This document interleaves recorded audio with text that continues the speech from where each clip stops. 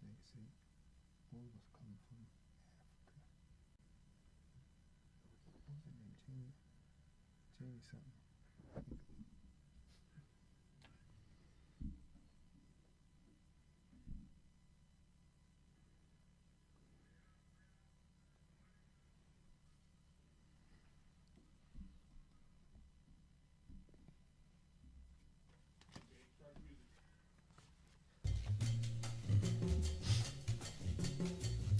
Good evening and welcome to the Poets Cafe, where the art of conversation comes alive.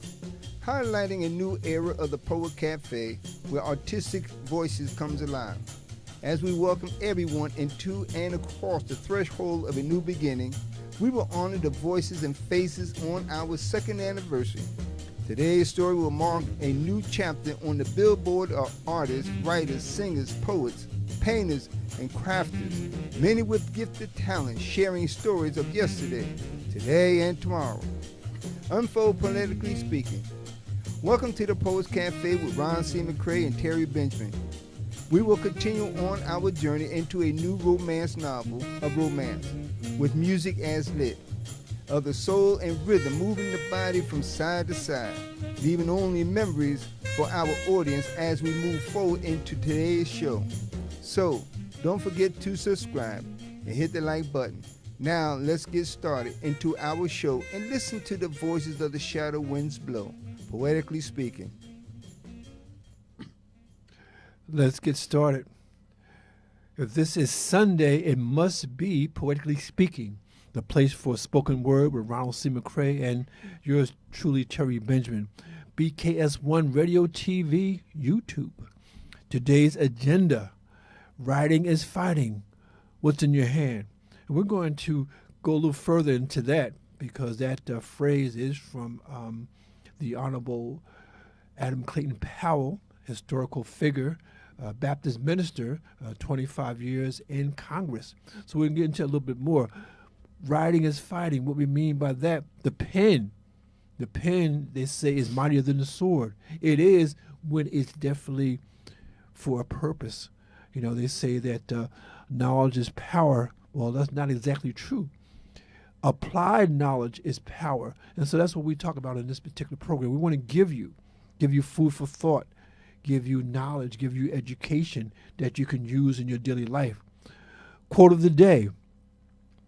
This is from one of my favorite authors, Eric Jerome Dickey, legendary best-selling author. And Eric Jerome Dickey once said that there is no magic, not for me. It's simply getting up and going to work. You have to have dedication, desire, and discipline to make it happen, as is with all occupations. You have to get 10,000 hours in. I have to put my butt in a chair and be proactive, not wait to be inspired. And so again, as you're going to be a writer, you got to have that dedication. You have to have the desire. You have to have the discipline to sit yourself down. Ron, I think that the hardest thing for writers is to take the time to sit down. I mean, on a good day, I can read a whole book. And basically, the average book I can read in 3 hours. So if I have 3 hours, it doesn't have to be 3 hours at one time. It could be, I can break it up. An hour in the morning, an hour in the afternoon, and an hour at night. That's 3 hours. So I read a book. And not to mention my writing. Sometimes I write things that I don't publish. A lot of times I publish things on Facebook. But the point I'm making is that if you're going to do this thing, look at it as it's a job. And if you're going to do it, you got to have let's make it the 3 Ds. Dedication. Is this what you really want to do? Desire. Do you have a passion for that? And discipline. Can you take the time to sit your butt down behind that laptop, or if you're just writing in hand, you have to do it. And so again, we say that if you want to do it, do it. Don't talk about it, be about it.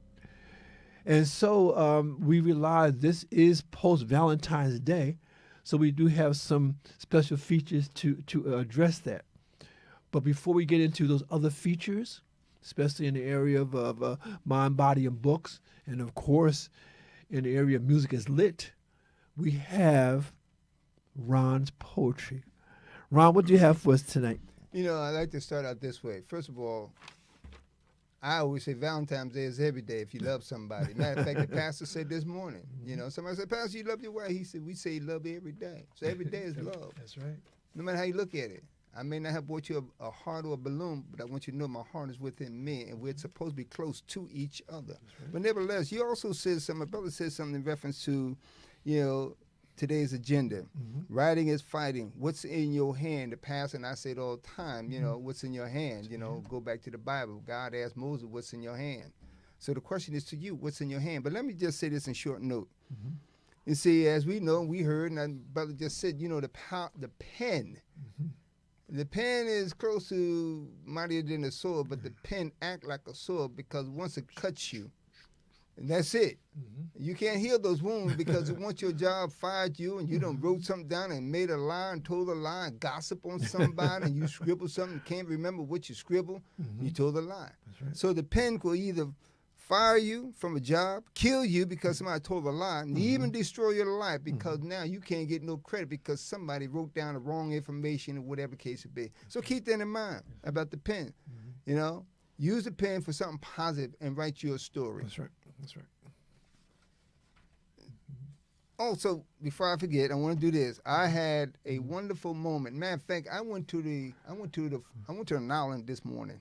Well, actually, this afternoon. I took a quick trip over to one of the islands. I'll tell you where I've been. Look out! Look out! I was lost in the dream in another world, and so I went to this spa place, the largest black spa in New Jersey. Revive. Look at that! I'm telling you, the hands was on my face. I went to this deep sleep. I didn't know where I was at. Ooh, but I tell you.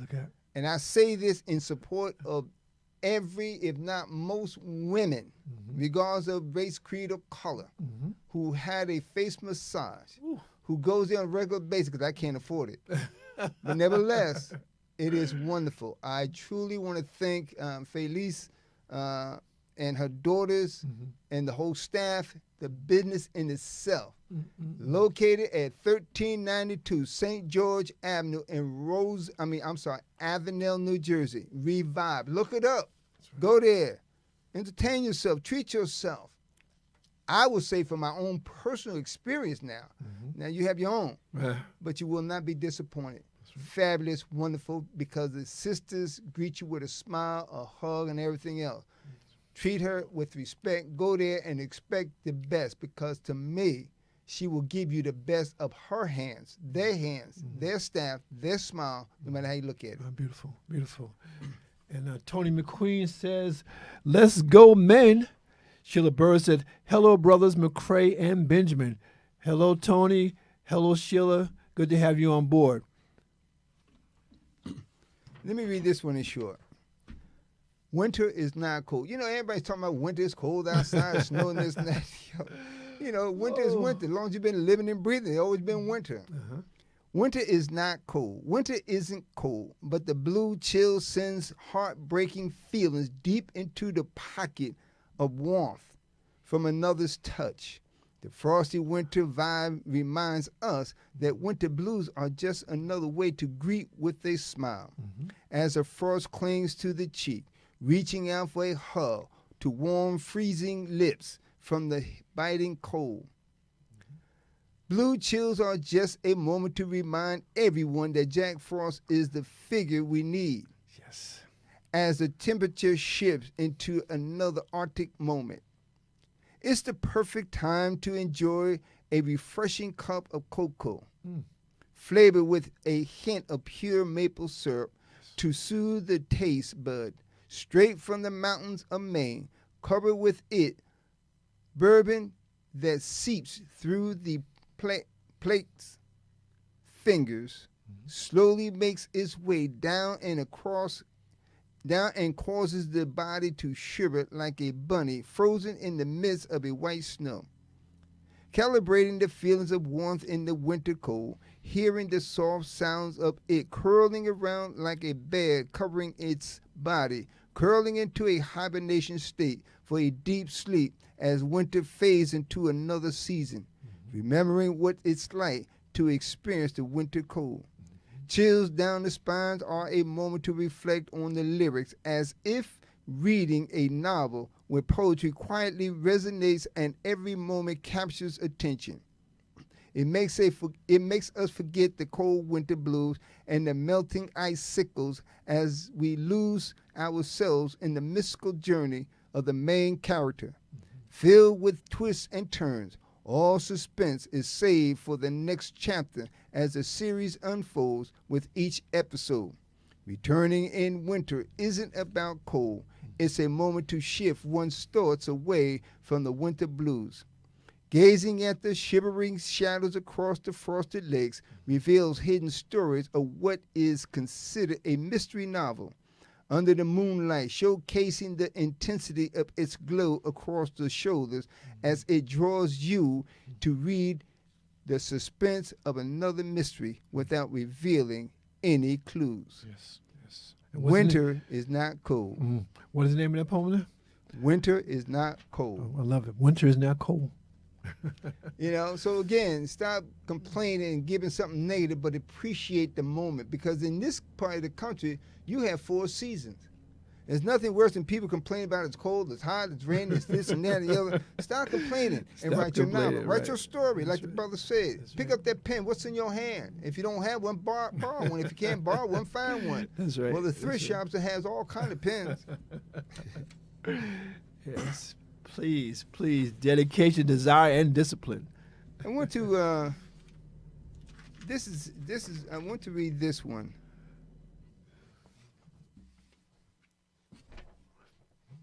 Philosophy. Philosophy of wisdom and knowledge. Now, I know there's a lot of smart people on this line. I know that. That's right. So I'm just reading it as a student, so I don't know that much. So correct me if I'm wrong. But anyway, in all jokes aside, Yes. Philosophy of wisdom and knowledge. Seeking that which is the foundation of life are the most important elements that guides all of human nature. Through the word of life pertaining to all of God's creation and all that he has allowed his creation to remain in understanding. Through the wisdom and knowledge filled with the continuation of learning about self. What is it about oneself that one is ignorant of? The foundation of life is the understanding the surroundings that everyone must observe to build for tomorrow, today. What is that one has not learned to understand or understood? Knowledge is the key throughout life's journey. Every step guides us towards a reality to converse with. The scope of seeing through the lens, flickering every microsecond in the twinkling of an eye. What does one learn or understand about what one has perceived? God's platform, his foundation, is about knowing and understanding a world full of wisdom and knowledge. What is wisdom? What is knowledge? And what makes the difference between the two? How does one know who they are if no self-examination is explored? What is the philosophy of wisdom? Being wise in thy own eyes does not clarify the true purpose, determine facts, or show where knowledge fits into the equation that joins them together, making a whole of one. Be not wise in thy own eyes, but learn from what is in front of you and explore the benefits of knowing the truth about something when making a decision based on the knowledge one has gained. What is the philosophy of wisdom and knowledge? Does one look around and realize that what one sees is not always what one determined to be accurate before standing on either the slide or the shadow around? Slide or the shadow ground. From the universal eye of wisdom and knowledge is stored in the archives of all corners, written in a book that contains all that we seek, the all-knowing of wisdom and knowledge. What is it? And do we define its meaning? Are you a philosopher of self and the surroundings of what appears to be something? Where does ignorance enter the question without proof? What are the things we see? philosophy of wisdom and knowledge. And that's what's important. And I think that's one of the biggest issues today. You know, people don't think. They don't even use common sense. You know, so looking around, somebody says, look around, what's in your hands, and, you know, this and that and the other. The first response is what? Nothing. This and that. I don't see nothing. See, that's the problem right there. Look at philosophy. Look at the philosophers, what they talked about, how they express, how they converse with one another, how they present things. And that's so important because now you start to realize who you are and what you thought you knew about you, that you don't know anything about yourself. But the bottom line is, it's about learning. Know thyself. Yes. Understand thyself. It's beautiful. And before I continue, I want to see who was in the VIP lounge. Okay, so on this day, the 15th of February, 2026, Kevin Garrity Brister, Laretha Foster Brown, Pat Hughes, Laura Flashberg, Richard Medley, Robert Cabbagestalk, Queen Ruby Shivers, Sheila Brown Bird, Wade Hudson, Poochie Amanda Jones, Denise Manson Landerway, Deborah Hunter, Patricia Lynn, Laura Ledbetter, Geneva Drake Johnson, Sabrina Crumpton, Darrell Jackson, Ben Brantley, Deborah Dozer, Doug Dan, Monica Sane, Yvonne Tomlinson, Tyson T. Robinson, Chanel Gilmore, Tara Branch, Tommy McKenzie, Isu Canty, Doyle Armstrong Sr., Stephen Rouse, Vincent Rice, Katrina Madison, Lucille Harper, James Holloway, Barbara Bowles Valentine Gordon, Basima Shabazz, Dennis Key, Ruth Ann Brown, Arthur McCall, Dizion Amani Nazir, Gracel Rivera, Joanne Blount, Linda Humble Carter, Janice Chambers, Sandra Williams, Sharon Jones Casey. Now, those are the people in our VIP section, but I also want to take time to remind you that this Wednesday, we're going to do an open mic night at the Rawway Public Library. And so, again, is Poetically Speaking, Calling All Poets, Practice Your Spoken Word, open mic night, Wednesday, February the 18th at 6 p.m. All are welcome. And so, again, hosted by Ronald C. McCray and Terry Benjamin. And we really want you to come out because we're going to have a really good time. As a matter of fact, we're going to have some special surprise guests that I know that you will enjoy. Also, if you have poetry, come in and share your poetry with those who will be there. And again, we want to see you. You know, we want to meet you. We want to greet you because on that Wednesday, everybody's a VIP. So come out, bring your friends, bring your family. We want to see you. And also keep this in mind, and I'm going to be straight up with you, and I think we try to recognize, respect, and consider all mature people. Doesn't matter the age, but mature. This is not about no open mic when raw and this and that and the other and think you're going to get the mic and run down the street with it. No, it's unacceptable. Because the moment you twist your lips about where you think you might want to go, the fact is you will be rejected. Because it's not about that. That's why it's the art of conversation. How do we listen? How do we learn? And we trying to influence as well as be influenced by those who are writers, poets, singers, because it's about the collaboration, meeting one another, engaging a body of fruitfulness. Not labor of hell, but fruitfulness. So again, this is not about the open, raw type of communication and poetry. It's all about maturity. Yeah. So come on and be your best. Mary McDonald Swindell says hello. Hello, Mary. I hope to see you there. You know, I hope you come and bring your daughter, bring your family and your friends because we really want to see you there. I want to move on to some other segments because we're going to try to wrap this up at the end, and we're going to have some good word for you. But I want to go to Mind, Body, and Books, and I wanted to present two books to you that I'm reading right now. Again, usually I bring you a nonfiction book and a fiction book, but today I'm going to bring you two nonfiction books. As a matter of fact, my brother talked about philosophy. Well, these are based on the philosophy of mindfulness and self-awareness.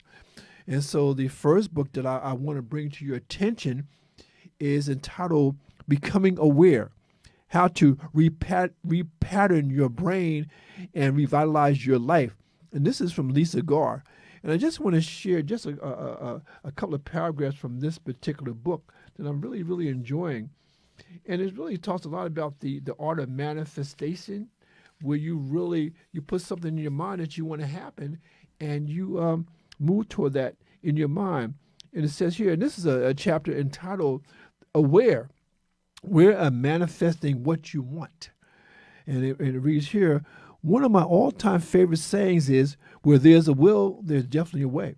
It's not that I'm such an optimistic person that I throw caution to the wind and hope for the best possible results. I truly do believe that your thoughts and intentions create your reality. So my life is based on creating what I want in life on multiple levels. It's actually quite easy, inspiring and results-driven to live in this way instead of feeling like we're victims of what's going on around us. The truth is, we're powerful beings who were put here to live a very fruitful life. Quite often, what stops us is us. That's why I wanted to start this section of the book by cracking the code for you when it comes to living a life with awareness. Remember these words. Think about what you want, create it in your mind, become it with enthusiasm, be grateful for it. It's just that easy. When you allow the words above to guide you, then you're living in a very positive way. You become who you want to be and get what you want. This is the law of vibrational attraction. And if you focus on this sort of living, you can become one of those people who easily draw to you so many wonderful opportunities. And so again, I believe in the law of attraction.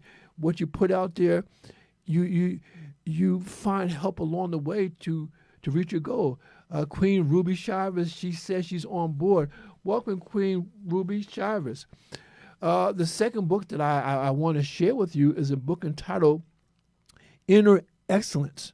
Train your mind for extraordinary performance and the best possible life. And this is from Jim Murphy. And I just want to read a couple of paragraphs from this book. And this is in the area of happiness versus joy. And so he breaks it down. He gives us an idea of really what that really means. Happiness versus joy. Happiness, in our discussion, is a positive, temporary feeling attached to a circumstance, feeling good based on what's happening. Joy, on the other hand, is a deep sense of well-being, freedom, and gratitude, independent of circumstances, deeper and broader than any pleasure. Joy is possible when unhappy about the circumstances, even in the midst of suffering, since it's not based on circumstances or even feelings. Joy is based on love and hope and truth about who you are, created for glory, filled with infinite inherent worth and unlimited possibilities. And so those are my two books.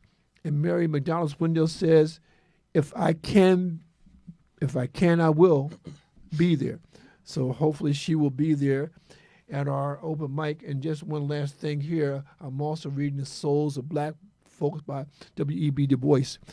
But I want to get into Music is Lit.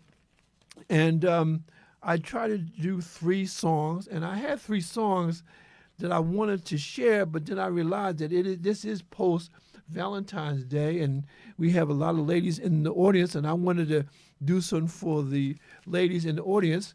And Mary McDonald Swindell says, I love your positive attitude. We're very positive, because again, we love you, and we love what we do.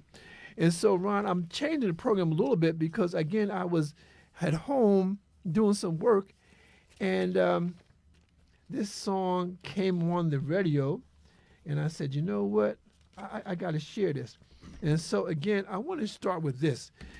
This is from 1981, and this is sung by James Ingram and Patty Austin, and it's produced by Quincy Jones. And the title of this song that I'm going to read as a poem is Baby Come to Me. And Patty begins saying, thinking back in time When love was only in my mind, I realized ain't no second chance. You got to hold on to romance. Don't let it slide.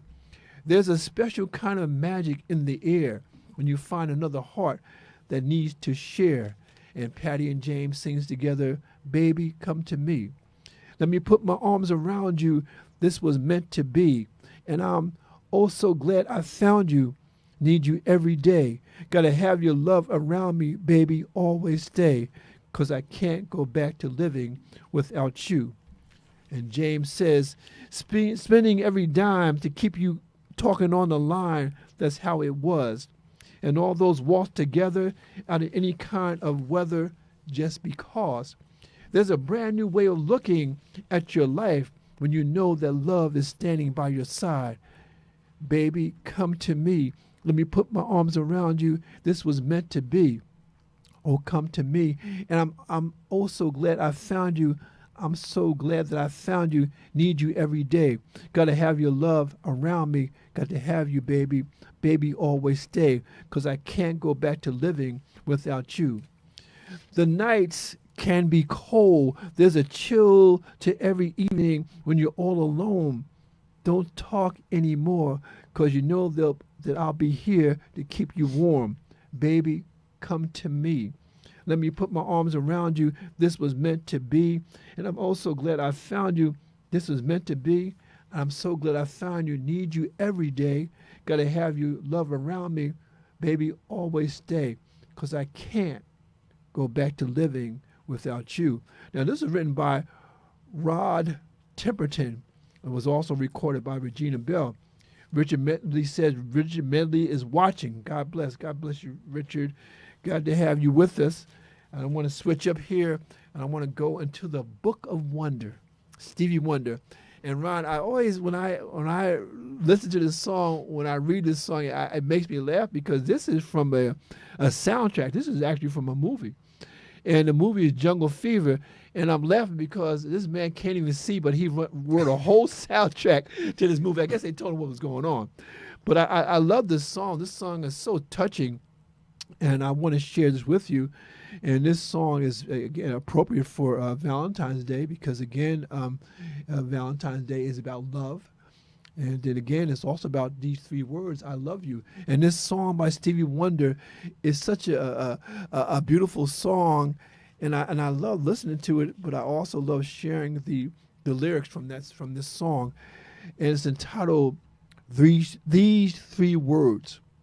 And it begins, when was the last time that they heard you say, Mother or Father, I love you?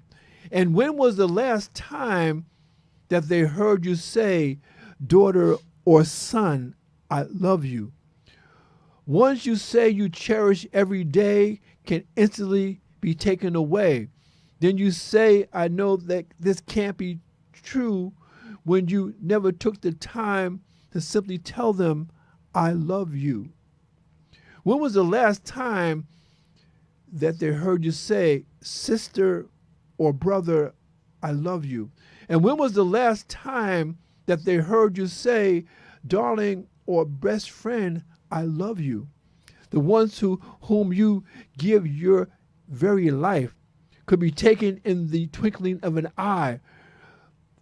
Through your tears, you ask, why did you go, knowing you didn't always show just how much you loved them so.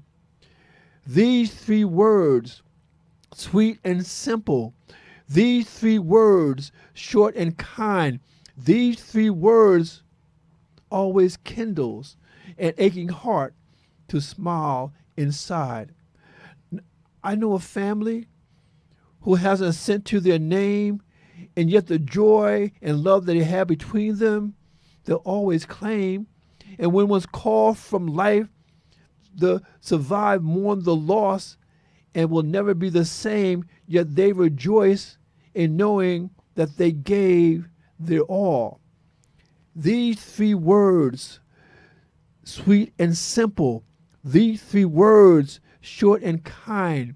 These three words always kindles in an aching heart to smile inside. And that's Stevie Wonder from the movie Jungle Fever is from the soundtrack. And I like to end with a song that it really tells a story. It tells a story about male and female relationships that we want to pay attention to. And the song is from 1971 from one of my favorite artists, one of my favorite groups, Sly and the Family Stone. And the name of the song is Family Affair. Family Affair, Sly and the Family Stones is from 1971. And it reads, one child grows up to be someone that just loves to learn, and another child grows up to be someone you just love to burn. Mom loves the both of them, you see, is in the blood. Both kids are good to mom. Blood's thicker than mud. It's a family affair. It's a family affair. It's a family affair. It's a family affair.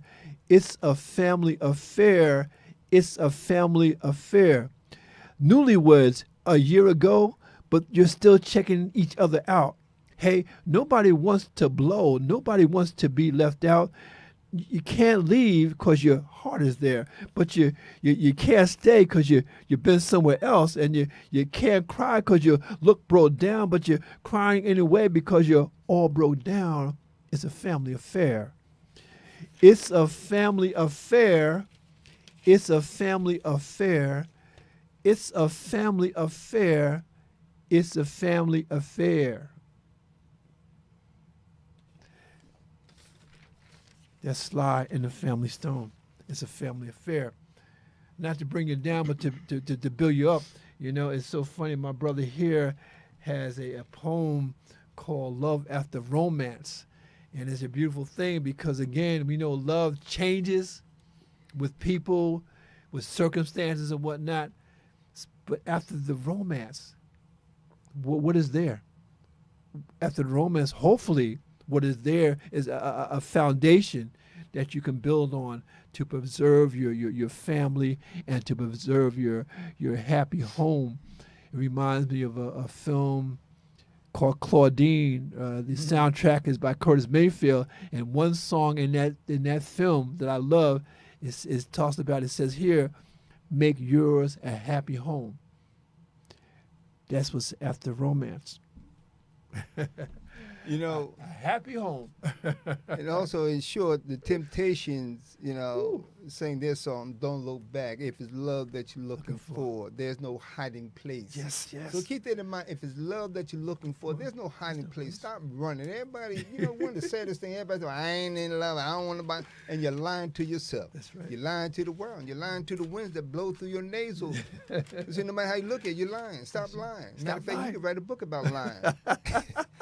But anyway, let me read this, because this, you know, and all jokes aside, because it's important for everyone. That's right. Whether you're looking for, you know, even if it's for yourself, there's romance within yourself.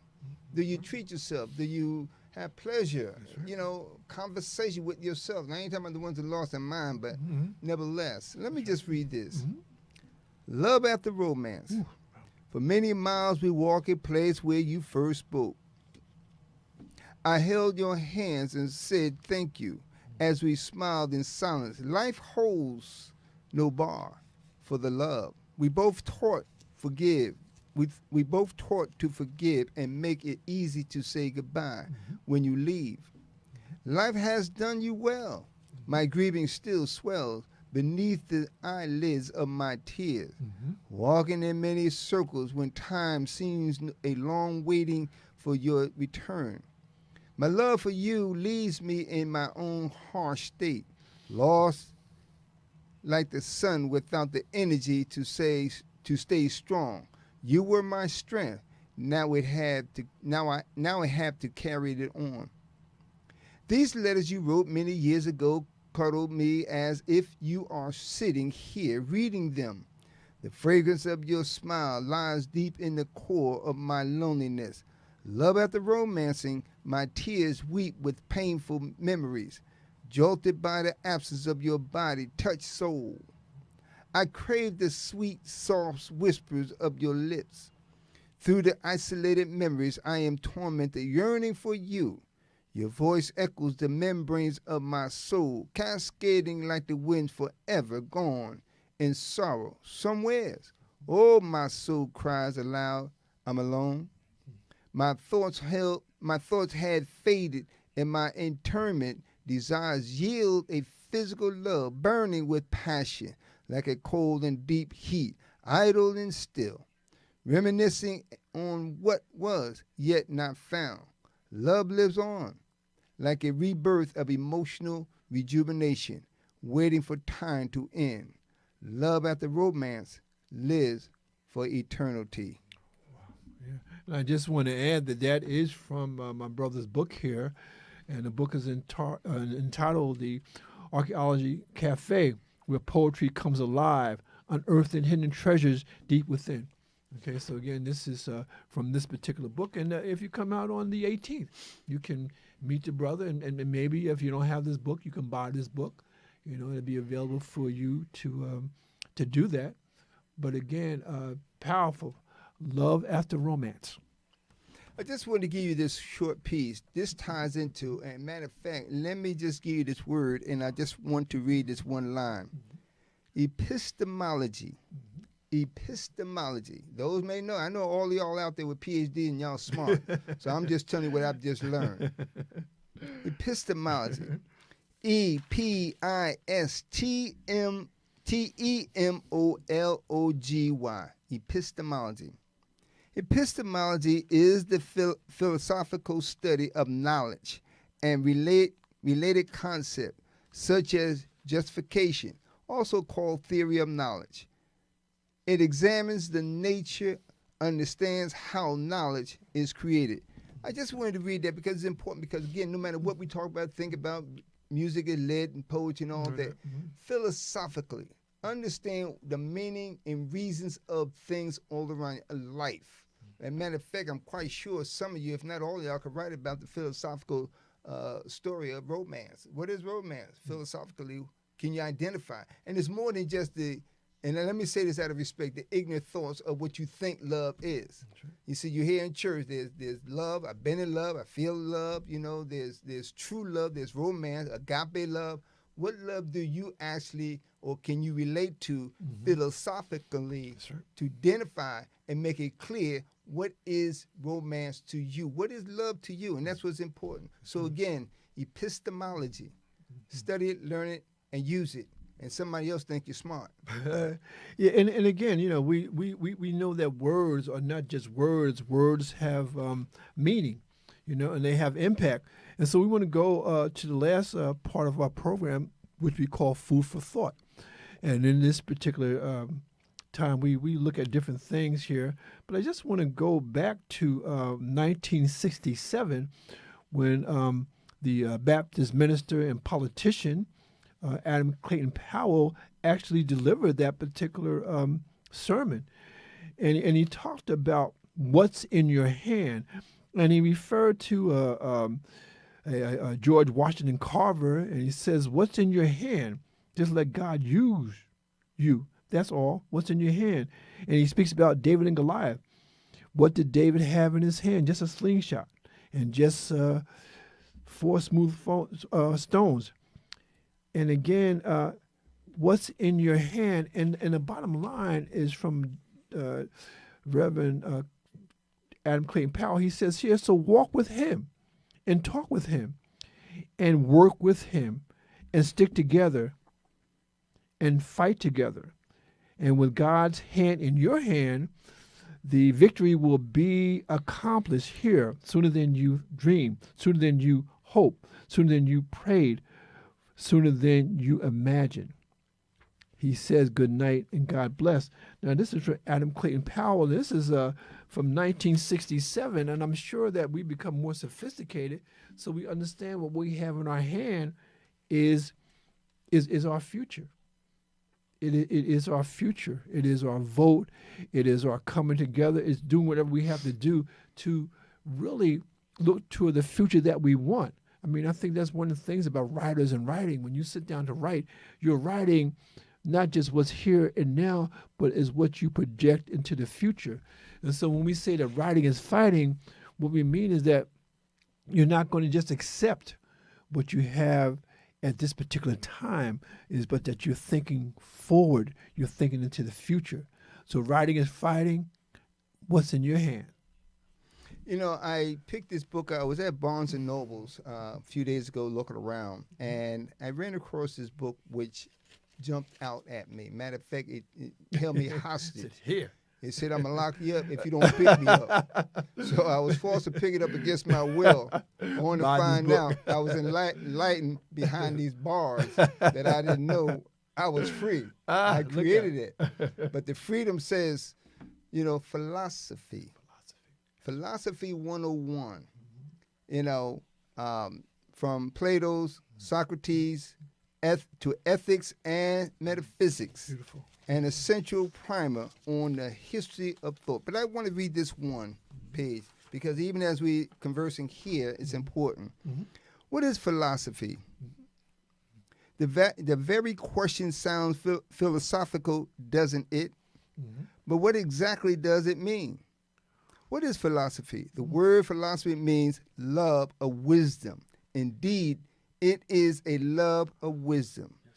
The guides philosophers to explore the fundamental questions about who we are and why we were here on the surface. Philosophy is a social science, but as you read this book, you'll discover that it is so much more than that. Philosophy touches on every subject you could possibly think of. It is not just a bunch of old Greek guides asking each other questions over and over again, though it has its fair share of ethical questions raised in government policies to the logic forms required in computer programming. Everything has its roots in philosophy. Through philosophy, we are able to explore concepts like the meaning of life, knowledge, morality, reality, the existence of God, consciousness, politics, religion, economics, art, linguistic. Philosophy has no bounds. In a very broad sense, there are 6 major themes philosophy touches it on. And just right quick, metaphysics, logic, epistemology, aesthetic, politics, and ethics. All of your entire conversation, no matter how you think, what you speak, how you speak, who you listen to, whatever the case may be, is all around philosophy. If you just take the time to look up the word or even go back and look up something, or even just a basic foundation, why am I arguing? There's philosophy. Understand it. Understand your own mindset, how you think. Whatever you do, think about it. It's a conversation. It's an art of conversation. That's why they were so brilliant in their time, and still we uses their name and their foundations and their backgrounds and read professors after professors all studied the exact same thing that you won't study and read about. But read it. It's just something simple. You don't have to be smart. Just read up one word, something, and let's have a conversation about it. Philosophy, like it said, everything. It's the root of life in itself. Yeah, and that's why, you know, I'm wearing this T-shirt because, again, this is the Black Panther. You know, it was a film about black futurism, us looking into the future, and you saw in that society there were many amazing things. They saw themselves as royalty. They saw the inventions there were things that helped them. They were sort of self-contained within their community, because they were thinking toward their future. And I do believe that we do need superheroes, but you know what? We can be our own superhero. We can be the person that can save ourselves. And so I think that, again, when you watch movies like Black Panther, when you watch any movies by Ryan Coogler and his team, they're looking toward our future, and basically that is the basis of philosophy as well, looking toward the future, building a foundation.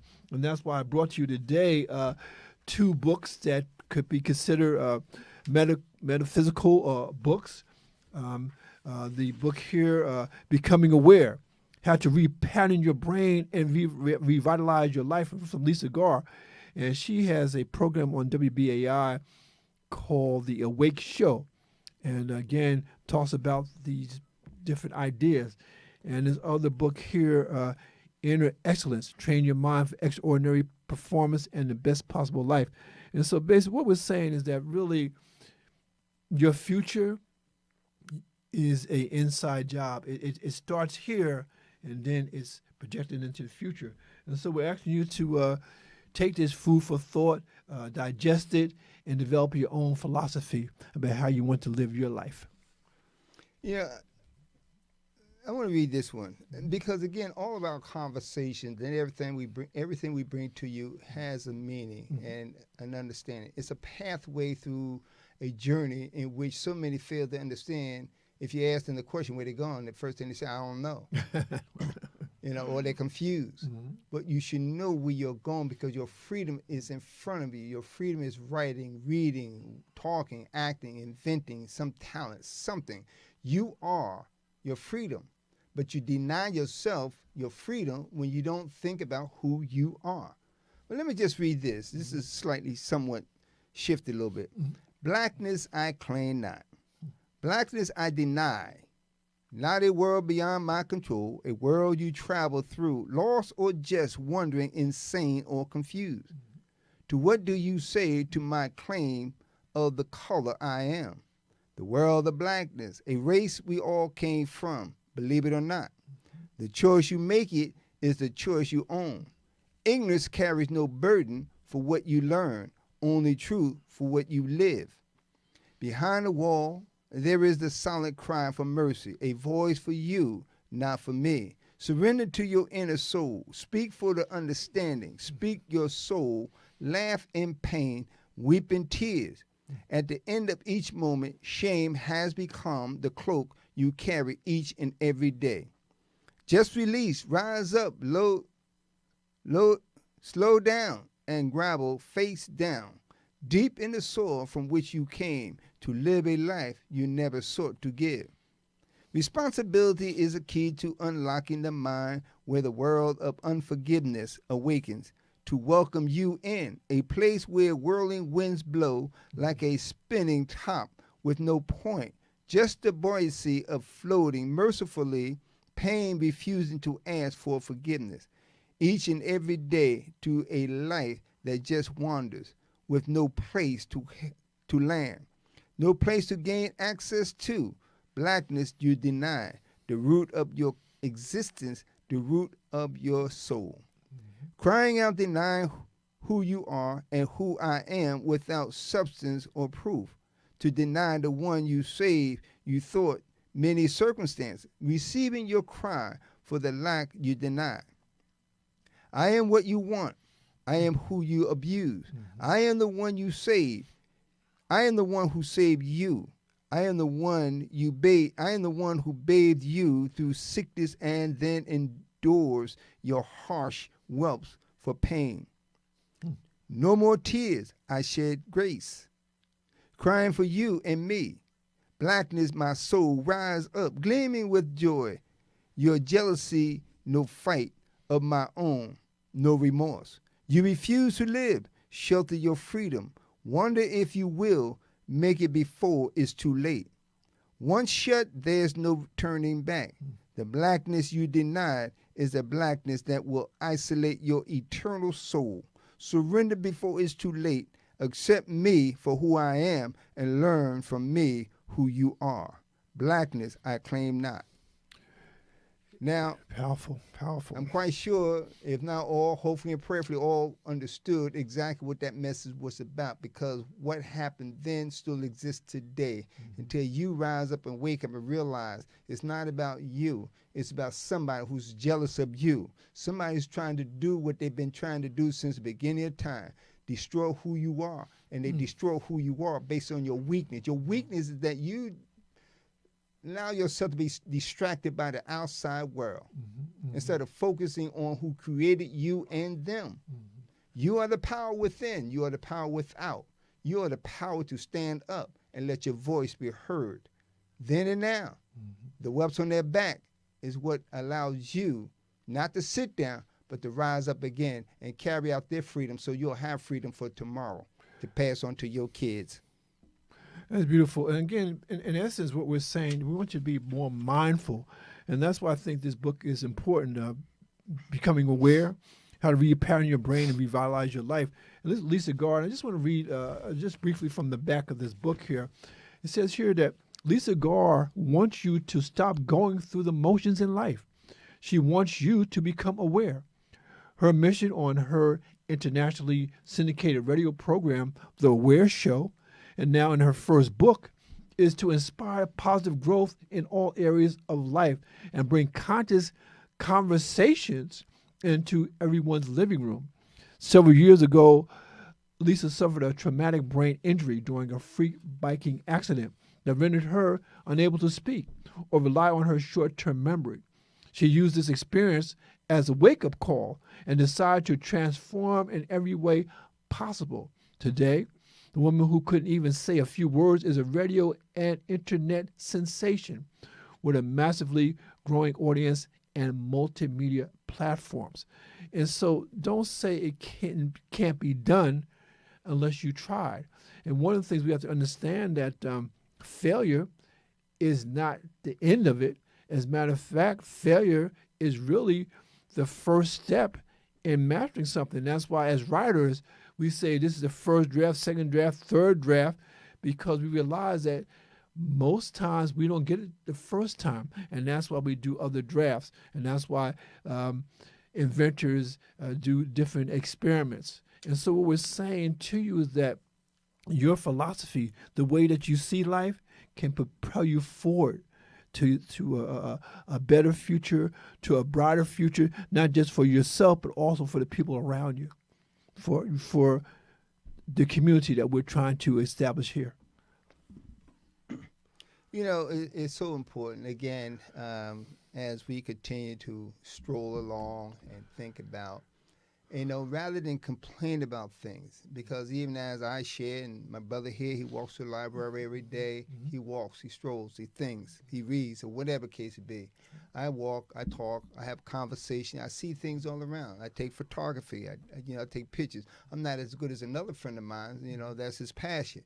We all have a passion about something. We do. The pastor in church also talk about your passion, what's in your hand. Have a passion about something. You don't have to have the passion to impress somebody else. You don't have to have somebody else's creativity.